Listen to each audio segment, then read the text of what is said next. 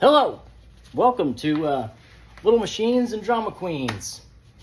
We're gonna go behind the scenes of how the Philippines pack all these nuts and bolts into these things like sardines. Remember, not to wear tight jeans and eat beans. You'll blow yourself to smithereens in a submarine. How about it, Dean? Come on. Today we're gonna show you how to replace the shoe pads on this here front wheel. I don't know what all these things are called, but this whole caliper here is attached by two bolts. One right here, and one right here. Now on my model, that's an 18 millimeter. I know that because I stripped one and it wasn't good. So, alternate route was to take out these pins here, and that will release this front part. So we'll get after it.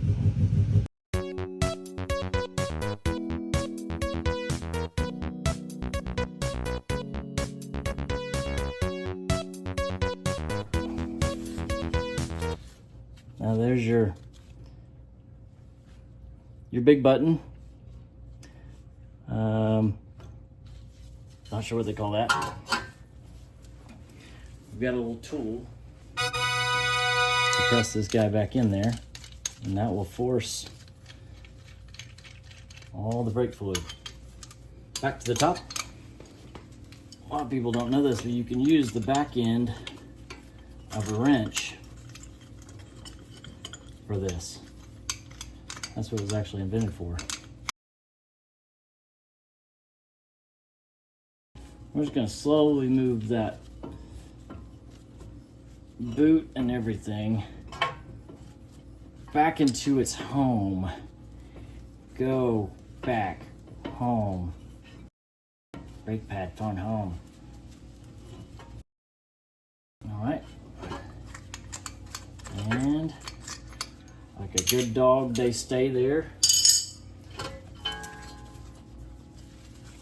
Always poke around this boot, just make sure it goes back the way it's supposed to.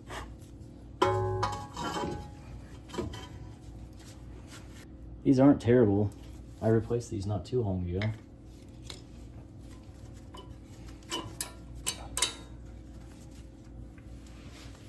So notice the little whistler here is on the inside of the wheel.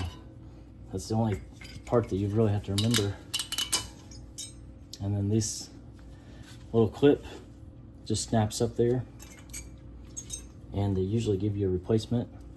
So we'll just make sure we get the same identical one. I'll pop this bottom one off.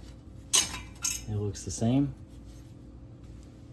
Okay, so here's our new set.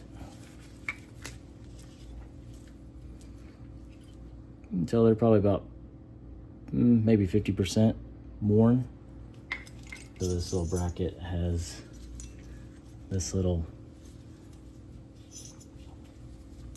fun thing here. So I've got this piece and this piece, and I'm going to attach these the right way, and we'll be back. All right, we are back. We've got our little Batman. Looks just like the one that came off of it. There's a right and a left on these little silly things. Not very hard though. Now we're just gonna set this back in. There we go. That's the bottom. Top, these are all the same.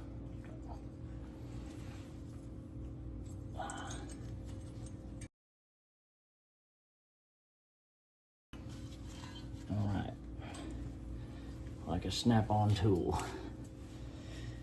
Okay, now this one here has got a little whistler. This one didn't come attached to it, but you just put that right there. Just clips on. That's your little whistler. You start hearing that, you need to get some new shoes. Okay, so the little hairpin clip, I'll show you on the front side here. That's what pulls the brake pad off of the wheel. So you see there's a little, just a little catch right there. And that's what we'll need to set in front of it. Are you sad, brake pad? That's wild how just a little piece of aluminum is really what's stopping you. Push the pin in. Sometimes you really can't see what you're doing, and that's okay. Sometimes it's better with the lights off.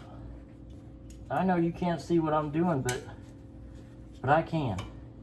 Of course, I don't read the instructions, so I don't know if you're supposed to put the pigtails on after or not. Or not. I can't see a damn thing. Welcome back to Little Machines and Drama Queens. Okay, we've got the pin hairs in. That's what is pulling the brake pads back off the brake. Now we're just gonna slide this guy, hopefully, without fucking everything up. Ah, so nice. Okay, like so. These are the same screws for both top and bottom. I probably should have cleaned the rotor off before I put all that back on, but that's okay. It's gonna stop. It's got 4 different ways of stopping. But yeah, that's pretty much it. I'm gonna wipe this rotor down, and we're gonna put the wheel back on, and we'll be ready to roll and stop. Thanks for tuning in. Catch you next time.